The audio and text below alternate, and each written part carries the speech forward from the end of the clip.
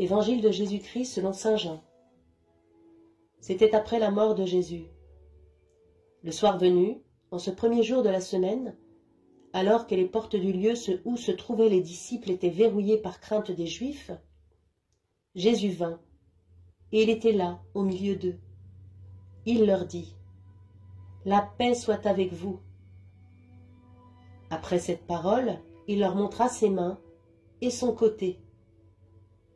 Les disciples furent remplis de joie en voyant le Seigneur.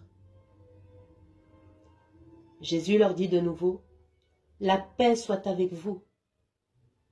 De même que le Père m'a envoyé, moi aussi je vous envoie. » Ayant ainsi parlé, il souffla sur eux et il leur dit : « Recevez l'Esprit Saint.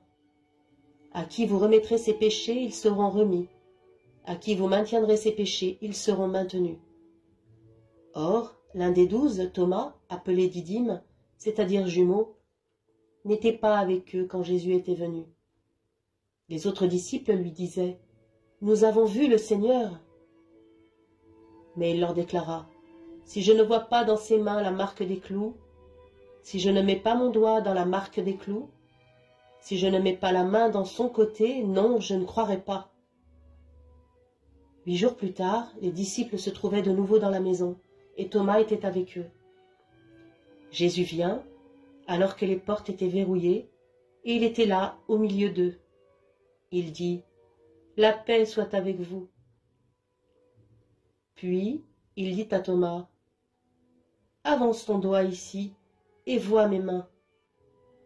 Avance ta main, et mets-la dans mon côté. Cesse d'être incrédule, sois croyant. » Alors Thomas lui dit : « Mon Seigneur et mon Dieu. » Jésus lui dit : « Parce que tu m'as vu, tu crois. Heureux ceux qui croient sans avoir vu. » Il y a encore beaucoup d'autres signes que Jésus a faits en présence des disciples et qui ne sont pas écrits dans ce livre.